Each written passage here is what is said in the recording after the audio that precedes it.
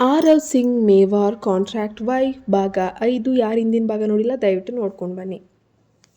Bharat uncle ತಡ ಮಾಡದೆ ನೇರವಾಗಿ ಆರವ್ನ ಪರ್ಸ್ನಲ್ ಕ್ಯಾಬಿನ್ಗೆ ಹೆಜ್ಜೆ ಹಾಕಿದ್ರು. ಅಲ್ಲಿ ಆರವ್ ತನ್ನ ಐಷಾರಾಮಿ MD ಕುರ್ಚಿಯಲ್ಲಿ ತಲೆ ಮೇಲೆ ಕೈ ಹೊತ್ತು ತೀರ ನಿರಾಶೆ ಮತ್ತು ಆತಂಕದಿಂದ ಕುಳಿತಿದ್ದ. ಏನಾಯ್ತು ಮಗನೇ, ಅಷ್ಟಕ್ಕೆ ಯಾರ ಹುಡುಗಿ, ಅವಳನ್ನು ಯಾಕೆ ಅಷ್ಟೊಂದು ಅರ್ಜೆಂಟಾಗಿ ಒಳಗೆ ಕರ್ಕೊಂಡು ಬಂದೆ? ಭರತ್ ಚಿಕ್ಕಪ್ಪ ಆರವ್ನ ಮುಖಭಾವವನ್ನು ಗಮನಿಸುತ್ತಾ ಕುತೂಹಲದಿಂದ ಕೇಳಿದ್ರು. ಇಲ್ಲ ಅಂಕಲ್, ಬಿಡಿ, ಅವಳ ವಿಷಯ ಈಗ ಬೇಡ ಅನಿಸುತ್ತೆ. ಆರವ್ ಒಂದು ದೀರ್ಘವಾದ ನಿಟ್ಟುಸಿರು ಬಿಡುತ್ತಾ ತನ್ನ ಕೋಟಿನ ಬಟನನ್ನು ಸಡಿಲಗೊಳಿಸ್ದ. ಅದನ್ನೆಲ್ಲ ಪಕ್ಕಕ್ಕಿಡಿ ಅಂಕಲ್, ಮೊದಲು ನನ್ನ ಪ್ರಶ್ನೆಗೆ ಉತ್ತರ ಕೊಡಿ. ಮದುವೆ ಆಗೋಕ್ಕೆ ಬೇರೆ ಯಾವುದಾದ್ರೂ ಹುಡುಗಿ ಸಿಕ್ಕಿದ್ಲಾ? ದಯವಿಟ್ಟು ನಿಜ ಹೇಳಿ. ಕೈಯಲ್ಲಿ ಈಗ ಇನ್ನು ಕೇವಲ 4 ದಿನಗಳು ಮಾತ್ರ ಬಾಕಿ ಉಳಿದಿದೆ. ಈ 4 ದಿನದಲ್ಲಿ ನಾನು ಮದುವೆ ಆಗದಿದ್ರೆ ಅಜ್ಜ ಬರೆದಿಟ್ಟ ಆ ಕರಾರಿನ ಪ್ರಕಾರ ನಮ್ಮ ಇಡೀ ಸಾಮ್ರಾಜ್ಯ, ಜೈಪುರದ ಆಸ್ತಿ ಎಲ್ಲ ಕೂಡ ಕೈ ಬಿಟ್ಟು ಹೋಗಿ ಸರ್ವನಾಶ ಆಗಿಬಿಡುತ್ತೆ. ಹಾಂ, ಪರಿಸ್ಥಿತಿ ನನಗೂ ಅರ್ಥ ಆಗ್ತಿದೆ ಆರವ್.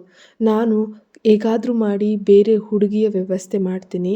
ಸದ್ಯಕ್ಕೆ ಕಂಪ್ನಿಯ ಈ ತುರ್ತು ಕಾಗದಗಳಿಗೆ ಮೊದಲು ಸಹಿ ಮಾಡಿ. ನಮ್ಮ ಹಳೆಯ ಪಾರ್ಟ್ನರ್ ಶ್ರೀ ಭಟ್ಕರ್ ಇದ್ದಾರಲ್ಲ, ಅವರು ಮಾರುಕಟ್ಟೆಯ ಪರಿಸ್ಥಿತಿ ನೋಡಿ ನಾವು ಇಡೀ ಶೇರ್ಗಳನ್ನು ಮಾರಾಟ ಮಾಡ್ತಿದ್ದಾರೆ.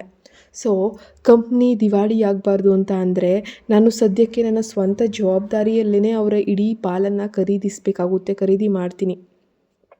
ಭರತ್ ಅಂಕಲ್ ಕೂಡ ತೀವ್ರ ನಿರಾಶೆಯಿಂದ ತಲೆ ಅಳ್ಳಾಡಿಸ್ತಾ ಫೈಲನ್ನು ಆರವ್ನ ಮುಂದೆ ಇಟ್ಟರು. ಅತ್ತ ರಾಗಿಣಿ ತನ್ನ ಕಾಂಟ್ರಾಕ್ಟ್ ಮದುವೆಯ ಆಫರ್ಗೆ ಯಾವುದೇ ಪಾಸಿಟಿವ್ ಪ್ರತಿಕ್ರಿಯೆ ನೀಡದೆ ಓಡಿ ಹೋಗಿದ್ರಿಂದ ಆರವ್ನ ಒಳಗಿನ ಆತಂಕ 100 ಪಟ್ಟು ಹೆಚ್ಚಾಗಿ ಹೋಗುತ್ತೆ. ಇದರ ನಡುವೆ ಕಂಪನಿಯ ಹಳೆಯ ಇನ್ವೆಸ್ಟರ್ಸ್ ಹೂಡಿಕೆದಾರರು ಸಹ ಮೇವರ್ ಇಂಡಸ್ಟ್ರೀಸ್ ಜೊತೆಗಿನ ತಮ್ಮ ಪಾಲುದಾರಿಕೆಯನ್ನು ಕೊನೆಗೊಳಿಸಬೇಕು ಅಂತ ಹೇಳಿ ಮುಗಿಬೀಳ್ತಿದ್ರು. ವರ್ಷಗಳ ಕಾಲ ತಾನು ಕಷ್ಟಪಟ್ಟು ಕಟ್ಟಿ ಬೆಳೆಸಿರುವಂತಹ ಸಾಮ್ರಾಜ್ಯದ ಭರವಸೆಗಳು ಕಣ್ಣೆದುರೇ ಮಸುಕಾಗಲು ಪ್ರಾರಂಭಿಸಿದ್ವು. ತನ್ನ ಇಡೀ ಬದುಕಿನಲ್ಲಿ ಎಂದಿಗೂ ಕೂಡ ಧೃತಿಗೆಡದ ಆರವ್ ಸಿಂಗ್ ಮೇವರ್ ಇಂದು ಆ ಕಾಗದಗಳಿಗೆ ಸಹಿ ಹಾಕುವಾಗ ಇತಿಹಾಸದಲ್ಲೇ ಮೊದಲ ಬಾರಿಗೆ ಆತನ ಕೈಗಳು ಸಣ್ಣಗೆ ನಡುಗ್ತಾ ಇದ್ವು. ಎಲ್ಲವೂ ತನ್ನ ಹತೋಟಿಯಿಂದ ಜಾರಿ ಮರಳಿನಂತೆ ರಸ್ತೆಗೆ ಬೀಳುತ್ತಿರುವ ಕಹಿ ಭಾವನೆ ಆತನಿಗೆ ಕಾಡಕ್ಕೆ ಶುರುವಾಯಿತು. ಭರತ್ ಚಿಕ್ಕಪ್ಪ ಕೂಡ ಆರವ್ನ ಮುಖದಲ್ಲಿದ್ದ ಆ ಸಾವು ಬದುಕಿನ ಹೋರಾಟ ಆತಂಕವನ್ನು ಸ್ಪಷ್ಟವಾಗಿ ಗ್ರಹಿಸ್ತಾ ಇದ್ರು. ನಾನು ಎಲ್ಲವನ್ನ ಸರಿಪಡಿಸ್ತೇನೆ ಮಗನೇ, ನೀನೇನು ಚಿಂತಿಸಬೇಡ, ನಾನು ನಿನ್ನ ಜೊತೆ ಇದ್ದೇನಲ್ವಾ? ಭರತ್ ಚಿಕ್ಕಪ್ಪ ಆರವ್ನ ಹೆಗಲನ್ನು ತಟ್ಟಿ ಧೈರ್ಯ ತುಂಬಿದ್ರು. ಆ ಕಾಗದಗಳನ್ನು ತಗೊಂಡು ಅಲ್ಲಿಂದ ಹೊರಟು ಹೋಗ್ತಾರೆ. ಕಳೆದ ಕೆಲವು ದಿನಗಳಿಂದ ನರಕದಂತೆ ಭಾಸವಾಗ್ತಿದ್ದ ಇಡೀ ದಿನದ ಕಚೇರಿ ಕೆಲಸ ಮುಗಿಸಿದ ನಂತರ ಆರವ್ ಇಂದು ಕೂಡ ತೀವ್ರ ಆಯಾಸದಿಂದ ಮಧ್ಯರಾತ್ರಿ ತಡವಾಗಿ ಮನೆಗೆ ತಲುಪ್ತಾನೆ. ಯಾರೊಂದಿಗೂ ಮಾತನಾಡದೆ ಸದ್ದಿಲ್ಲದೆ ತನ್ನ ಕೋಣೆಗೆ ಹೋಗಿ ಬೆಡ್ ಮೇಲೆ ಮಲಗಿದ ತಕ್ಷಣ ಆತನಿಗೆ ಗಾಢ ನಿದ್ದೆ ಹತ್ತುತ್ತೆ. ಆದರೆ ಆ ಗಾಢ ನಿದ್ದೆಯಲ್ಲೇ ಆತನಿಗೆ ಜನ್ಮದಲ್ಲೇ ಕಾಣದ ಅತ್ಯಂತ ಭಯಾನಕ ಕರಾಳ ದುಸ್ವಪ್ನವೊಂದು ಬೀಳೋಕೆ ಶುರುವಾಗುತ್ತೆ. Don't waste time. ಈ ಬಂಗಲೆಯಲ್ಲಿರೋ ಪ್ರತಿಯೊಂದು ಕೂಡ ಐಷಾರಾಮಿ ಸಾಮಾನುಗಳನ್ನು ಹೊರಗೆ ಎಸಿರಿ. ಬೇಗ ಮುಟ್ಟುಗೋಲು ಹಾಕೊಳ್ಳಿ. ಕಪ್ಪು ಸೂಟ್ ಮತ್ತು ಟೈ ಧರಿಸಿದ್ದ ವಕೀಲರಂತೆ ಕಾಣುವ ಎತ್ತರದ ಅತ್ಯಂತ ಕ್ರೂರ ಮುಖದ ಮಧ್ಯವಯಸ್ಕ ವ್ಯಕ್ತಿಯೊಬ್ಬರು ಆರವ್ನ ಕಣ್ಣೆದುರೇ ನಿಂತು ಕೋರ್ಟ್ ಸಿಬ್ಬಂದಿಗಳಿಗೆ ನಿರ್ದಾಕ್ಷಿಣ್ಯವಾಗಿ ಆದೇಶವನ್ನು ನೀಡ್ತಾ ಇದ್ರು. ಆರವ್ನ ಇಡೀ ಮಹಲಿನ ಪೀಠೋಪಕರಣಗಳು ಬೀದಿಗೆ ಬೀಳ್ತಾ ಇದ್ವು. ಆರವ್ ಗಾಬರಿಯಿಂದ ಇನ್ನೊಂದು ಕಡೆ ತಿರುಗಿ ನೋಡಿದಾಗ ಅಲ್ಲಿ ಕೋರ್ಟ್ ಅಧಿಕಾರಿಗಳು ಇಡೀ ಮೇವರ್ನ ಒಂದು ಆಸ್ತಿಯನ್ನು ಹರಾಜು ಹಾಕುತ್ತಾ ಜೋರಾಗಿ ಕೂಗಾಡ್ತಾ ಇದ್ರು. ಸುಮಾರು 100 ಕೋಟಿ. ಮೇವರ್ ಬಿಲ್ಡಿಂಗ್ ಹರಾಜು ಸುಮಾರು 100 ಕೋಟಿ 1, 100 ಕೋಟಿ 2, 150 ಕೋಟಿ, 150 ಕೋಟಿ 1, 150 ಕೋಟಿ 2. ಭರ್ಜರಿಯಾದ ಹರಾಜು ಪ್ರಕ್ರಿಯೆ 3 ಸಲ ನಡೀತಾ ಇತ್ತು. ನಿಲ್ಲಿಸಿ, ಪ್ಲೀಸ್ ನಿಲ್ಲಿಸಿ, ಅದು ತಂಗಿಯ ವೀಲ್ಚೇರ್. ಇಲ್ಲ, ಆ ವೀಲ್ಚೇರ್ ಮುಟ್ಟಬೇಡಿ, ಅದನ್ನು ಬಿಟ್ಟುಬಿಡಿ. ಆರವ್ ತನ್ನ ಅಸಹಾಯಕ ತಂಗಿ ಅನನ್ಯಾಳ ಕಡೆಗೆ ರಕ್ತ ಕಣ್ಣೀರನ್ನು ಸುರಿಸುತ್ತಾ ವೇಗವಾಗಿ ಓಡ್ತಾನೆ. ಆದರೆ ಯಾವುದೋ ಒಂದು ನಿಗೂಢ ಶಕ್ತಿ ಆತನ ಕಾಲುಗಳನ್ನು ಗಟ್ಟಿಯಾಗಿ ಹಿಡಿದಿಟ್ಟಂತೆ ಭಾಸವಾಗುತ್ತೆ. ಆತನಿಗೆ ಅವಳನ್ನು ತಲುಪಲು ಸಾಧ್ಯವೇ ಆಗಲಿಲ್ಲ. ಅಷ್ಟೊತ್ತಿಗಾಗಲೇ ಆ ಕ್ರೂರ ಅಧಿಕಾರಿಗಳು ಅನನ್ಯ ಕುಳಿತಿದ್ದ ವೀಲ್ ಚೇರನ್ನು ಎಳೆದಾಡೋದ್ರಿಂದ ಆಕೆ ಬ್ಯಾಲೆನ್ಸ್ ತಪ್ಪಿ ದಾರುಣವಾಗಿ ಕೆಳಗೆ ಬೀಳ್ತಾಳೆ. ಅಣ್ಣ ಕಾಪಾಡು ಅಂತ ಅನನ್ಯ ಅಳುತ್ತಿದ್ಲು. ಆರವ್ ಸುತ್ತಲೂ ನೋಡಿ ಹತಾಶೆಯಿಂದ ಕಿರ್ಚಾಡಿದಾಗ ಅಲ್ಲಿ ನೆರೆದಿದ್ದ ಜಗತ್ತಿನ ಮಾಧ್ಯಮಗಳು ಮತ್ತು ಶತ್ರುಗಳು ಅವನ ಭೀಕರ ಸ್ಥಿತಿಯನ್ನು ನೋಡಿ ಅತ್ಯಂತ ಅಸಹ್ಯವಾಗಿ ಜೋರಾಗಿ ನಗಾಡ್ತಾ ಇದ್ರು. ಆಹಾ, ನೋಡಿ ಇವನೇನಾ ಆ ಅಹಂಕಾರಿ ಆರವ್ ಸಿಂಗ್ ಮೇವರ್, ಮೇವರ್ ಇಂಡಸ್ಟ್ರಿನ ಅಧಿಪತಿಯಂತೆ. ಆಹಾ, ಕೊನೆಗೂ ಹೆಂಡತಿ ಸಿಗದೆ ಬೀದಿಗೆ ಬಂದು ಭಿಕ್ಷಕನಾಗ್ಬಿಟ್ನಲ್ಲ. ಇವನ ಅಂಧಂಪತನದ ಸ್ಥಿತಿಯನ್ನು ನೋಡಿ ಆನಂದಿಸಿ ಎಂದು ಜನ ಆತನ ಮುಖಕ್ಕೆ ಉಗುಳುವಂತೆ ಮಾತಾಡ್ತಾ ಇದ್ರು. 200 ಕೋಟಿ, 200 ಕೋಟಿ, 250 ಕೋಟಿ, 3 ಹರಾಜು ಮುಗೀತು. ಆಹಾ ಇಲ್ಲ ಎಂದು ಜೋರಾಗಿ ಕಿರುಚುತ್ತಾ ಆರವ್ ಬೆವತು ಬೆಚ್ಚಿಬಿದ್ದು ಬೆಡ್ ಮೇಲೆ ದಿಢೀರನೆ ಎದ್ದು ಕುಳಿತುಕೊಂಡ್ಬಿಟ್ಟ. ಅವನ ಎದೆ ಜೋರಾಗಿ ಡವಡವ ಅಂತ ಬಡ್ಕೊಳ್ತಿತ್ತು. ಉಸಿರಾಟ ಕೂಡ ತೀವ್ರವಾಗಿ ಹೋಗಿತ್ತು. ಆ ಕರಾಳ ಕನಸಿನ ಆಘಾತದಿಂದ ಆತ ಇನ್ನು ಹೊರಬರುವ ಮುನ್ನವೇ ಪಕ್ಕದಲ್ಲಿದ್ದ ಒಂದು ಐಫೋನ್ ಅತ್ಯಂತ ಜೋರಾಗಿ ಕಂಪಿಸೋಕೆ ಶುರುವಾಯಿತು. ಆ ಫೋನ್ ರಿಂಗ್ ಆತನನ್ನು ಆ ಕರಾಳ ದುಸ್ವಪ್ನದಿಂದ ಸಂಪೂರ್ಣವಾಗಿ ಎಚ್ಚರ ಮಾಡುತ್ತೆ. ಕಪಾಳದ ಮೇಲಿದ್ದ ಬೆವರಿನ ಹನಿಗಳನ್ನು ಒರೆಸ್ಕೊಳ್ಳುತ್ತಾ ತನಗೊಂದು ಅತ್ಯಂತ ವಿಚಿತ್ರ ಮತ್ತು ಭಯಾನಕ ಕನಸು ಬಿದ್ದಿದೆ ಎಂಬುದನ್ನು ಆತ ಕೊನೆಗೆ ಅರಿತುಕೊಳ್ತಾನೆ.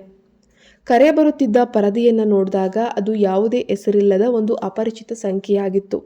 ಕರೆಗೆ ಉತ್ತರಿಸುವ ಮೊದಲು ಆರವ್ ಪಕ್ಕದಲ್ಲಿದ್ದ ತನ್ನ ಗಡಿಯಾರದತ್ತ ಕಣ್ಣನ್ನು ಹಾಯಿಸಿದಾಗ ಆಗಲೇ ಬೆಳಗ್ಗೆ 8 ಗಂಟೆ ಸುಮಾರು ಆಗಿತ್ತು.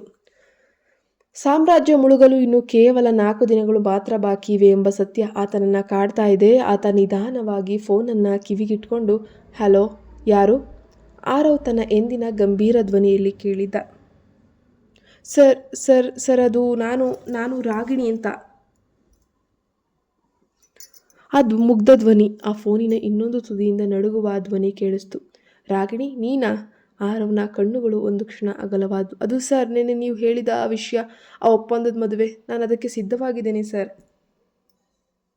ನಾನು ನಿಮ್ಮನ್ನು ಮದುವೆ ಆಗಲು ಒಪ್ಕೊಳ್ತೀನಿ ಸರ್. ತನ್ನವರ ಜೀವ ಉಳಿಸಲು ಈಗ ನನಗೆ ಸುಮಾರು ಒಂದು 20 ಲಕ್ಷದ ಕೋರ್ಟ್ ಕೇಸ್ಗಾಗಿ ಬೇರೆ ದಾರಿ ಕಾಣದ ರಾಗಿಣಿ ಕೊನೆಗೆ ತನ್ನ ಸ್ವಾಭಿಮಾನವನ್ನು ಬದಿಗಿಟ್ಟು ಆ ಕಠಿಣ ನಿರ್ಧಾರವನ್ನು ಪ್ರಕಟಿಸ್ತಾಳೆ.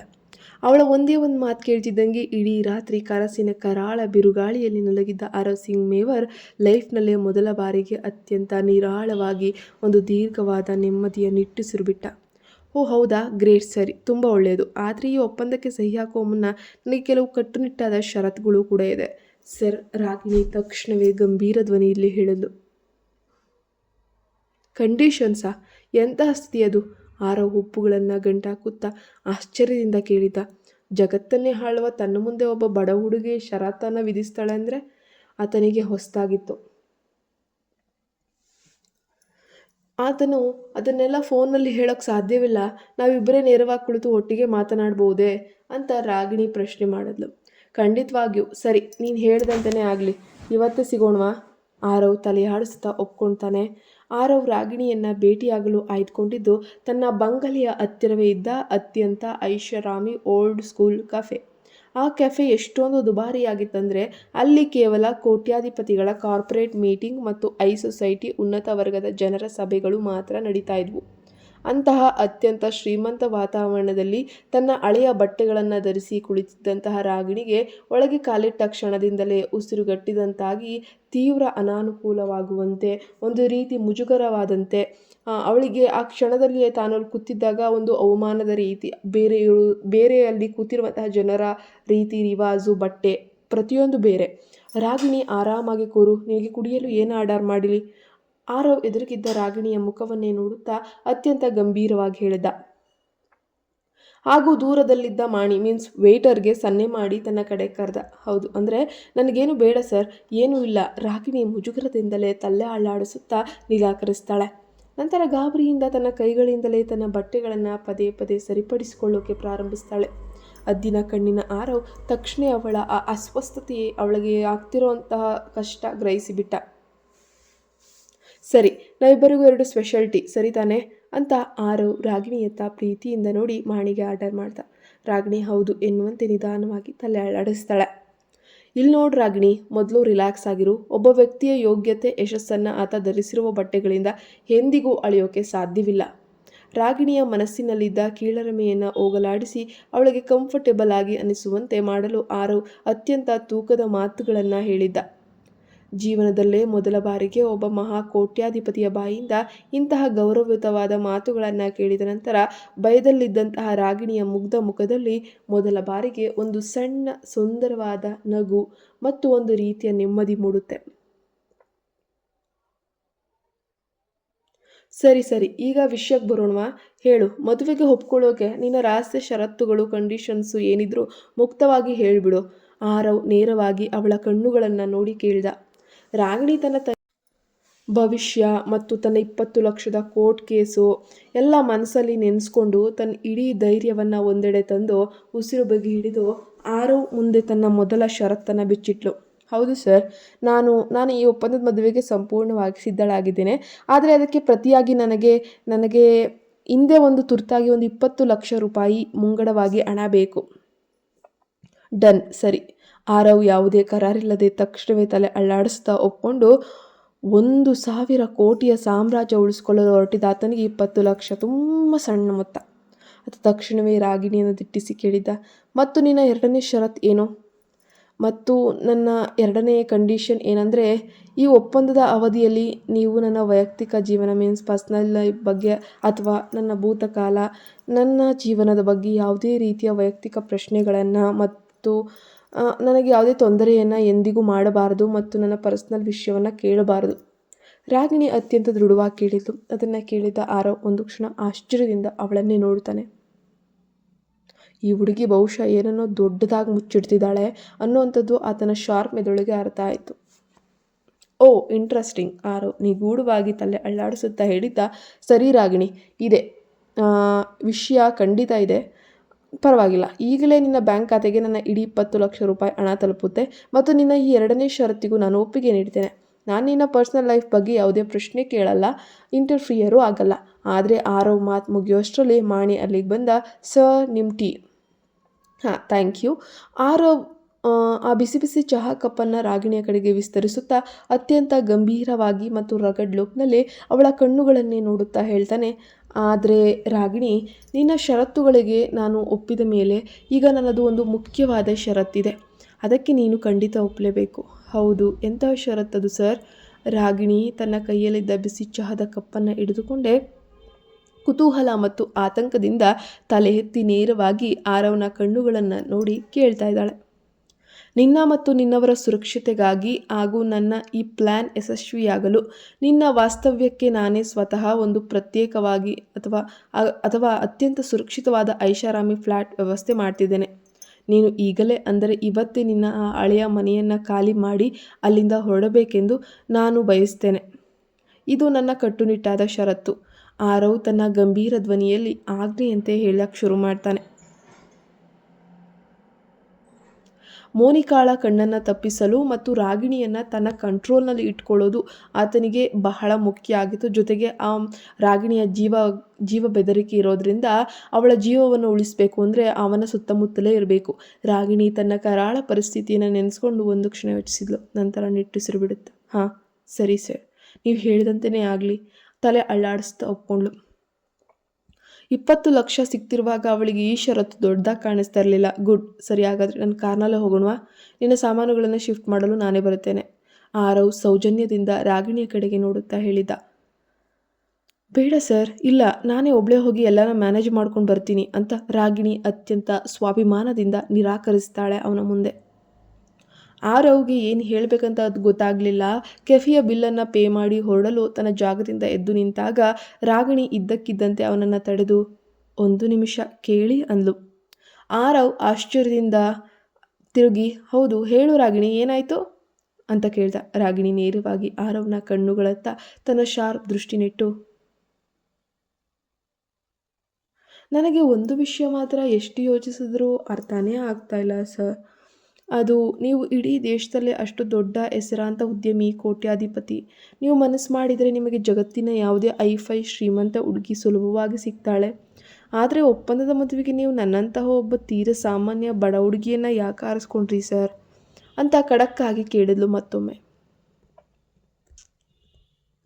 ರಾಗಿಣಿಯ ಆ ನಿರೀಕ್ಷಿತವಲ್ಲದ ತೀಕ್ಷ್ಣ ಮಹಾ ಉದ್ಯಮಿ ಆ ಪ್ರಶ್ನೆಗೆ ಆರವ್ ಸಿಂಗ್ ಮೇವರ್ ಸಂಪೂರ್ಣವಾಗಿ ಮೂಕನಾಗಿ ಹೋಗ್ತಾನೆ. ಅಸಲಿಗೆ ಆ ಪ್ರಶ್ನೆಗೆ ಖುದ್ದಾಗಿ ಆತನ ಒಳಗಿನ ಮನಸ್ಸಿಗೆ ನಿಖರವಾದ ಉತ್ತರ ತಿಳಿದೇ ಇರಲಿಲ್ಲ. ಅವಳ ಮುಗ್ಧತೆ ಆತನನ್ನು ಸೆಳೆದಿತ್ತೆ ಅಥವಾ ಅವಳ ಸ್ವಾಭಿಮಾನ ಆತನಿಗೆ ಇಷ್ಟವಾಗಿತ್ತೆ. ಆತ ಗೊಂದಲಕ್ಕೊಳಗಾಗ್ತಾನೆ. ನನಗೆ ಆಫೀಸಿಗೆ ತುಂಬ ತಡ ಆಗ್ತಿದೆ, ನಾನು ಹೊರಡಬೇಕು ಅಂತ ಆರವ್ ಪ್ರಶ್ನೆಯಿಂದ ತಪ್ಪಿಸ್ಕೊಳ್ಳುವಂತಹ ಕೆಲಸ ಮಾಡಿ ತಡಬಡಾಯಿಸ್ತಾ ಉತ್ತರಿಸ್ದ. ಅದರೊಂದಿಗೆ ಆತ ತಕ್ಷಣ ಕೆಫೆಯಿಂದ ಹೊರಟು ಕಾರ್ ಹತ್ತಿ ನೇರವಾಗಿ ತನ್ನ ಆಫೀಸಿಗೆ ಧಾವಿಸ್ತಾನೆ. ಇತ್ತ ಮೇವರ್ ಇಂಡಸ್ಟ್ರೀಸ್ನ MD ಕ್ಯಾಬಿನ್ನಲ್ಲಿ.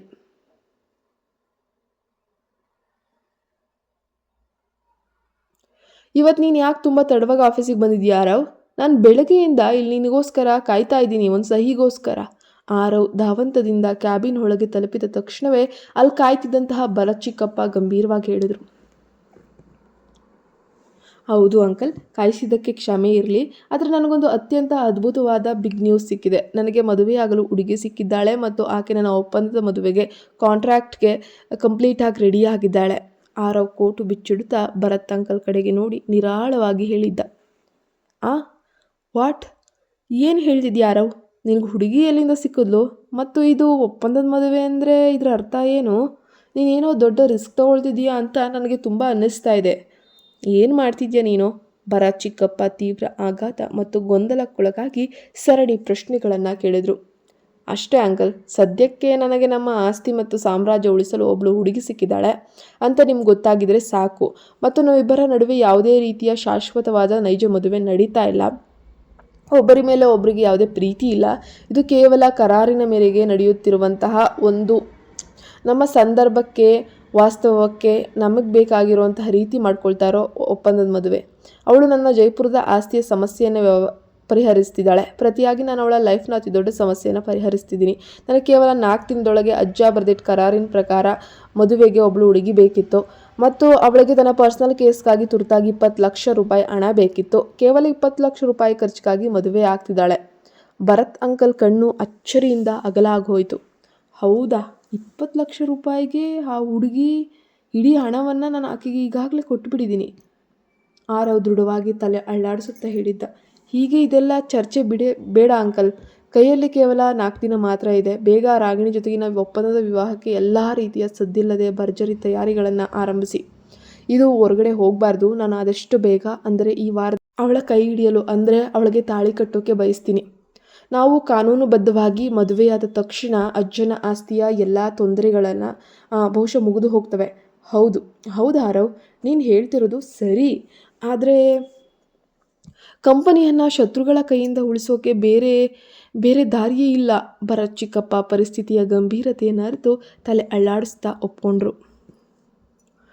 ಅತ್ಯಂತ ಮುಖ್ಯವಾದ ವಿಷಯ ನೆನಪಿರಲಿ ಅಂಕಲ್, ಈ ನಮ್ಮಿಬ್ಬರ ಮದುವೆ ಕೇವಲ ಒಂದು ಒಪ್ಪಂದ ಅನ್ನುವಂತಹ ಒಂದು ರಹಸ್ಯ ವಿಷಯ. ಯಾವುದೇ ಕಾರಣಕ್ಕೂ ಯಾವುದೇ ಸಂದರ್ಭದಲ್ಲೂ ಆಫೀಸ್ನವ್ರಿಗಾಗಲಿ ಅಥವಾ ಹೊರಗಿನ ಮಾಧ್ಯಮಗಳಿಗಾಗಲಿ ಅಥವಾ ನನ್ನ ಒಂದು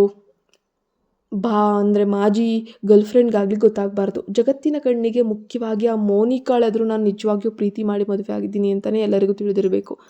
ಆರವ್ ಭರತ್ ಅಂಕಲ್ಗೆ ಅತ್ಯಂತ ಗಂಭೀರವಾಗಿ ವಿವರಿಸ್ತಾ ಎಚ್ಚರಿಕೆಯನ್ನು ನೀಡ್ತಾನೆ. ನೀನೇನು ಯೋಚಿಸಬೇಡ ಮಗನೇ, ಎಲ್ಲವನ್ನ ನಾನೇ ಗುಪ್ತವಾಗಿ ಹ್ಯಾಂಡಲ್ ಮಾಡ್ತೀನಿ. ಭರತ್ ಚಿಕ್ಕಪ್ಪ ಕೂಡ ಆರವ್ನ ಆ ಮಾಸ್ಟರ್ ಪ್ಲಾನ್ಗೆ ಸಂಪೂರ್ಣ ಒಪ್ಪಿಗೆ ಸೂಚಿ ತಲೆಯಾಡಿಸ್ತಾರೆ. ಮದುವೆ ಸಿದ್ಧತೆಗಳಿಗಾಗಿ ತಕ್ಷಣವೇ ಕ್ಯಾಬಿನಿಂದ ಹೊರಟು ಹೋದ್ರು. ಕತೆ ಮುಂದುವರಿಯುತ್ತೆ. ನೀವಿನ್ನು ನಮ್ಮ ಚಾನಲ್ಗೆ ಸಬ್ಸ್ಕ್ರೈಬ್ ಆಗಿಲ್ಲ ಅಂದರೆ ಕೂಡಲೇ ಸಬ್ಸ್ಕ್ರೈಬ್ ಆಗಿ ಪಕ್ಕದಲ್ಲಿ ಕಾಣೋ ಬೆಲ್ಲೈಕನ್ನ ಪ್ರೆಸ್ ಮಾಡಿ ನೋಟಿಫಿಕೇಶನ್ ಆನ್ ಮಾಡಿಟ್ಕೊಳ್ಳಿ. ಇವರಿಬ್ಬರು ಮದುವೆ ನಡೆಯುತ್ತೋ ನಡೆಯಲ್ವೋ ನೋಡೋಣ ಮುಂದಿನ ಭಾಗದಲ್ಲಿ. ನೀವಿನ್ನು ನಮ್ಮ ಚಾನಲ್ಗೆ ಸಬ್ಸ್ಕ್ರೈಬ್ ಆಗಿಲ್ಲ ಅಂದರೆ ಸಬ್ಸ್ಕ್ರೈಬ್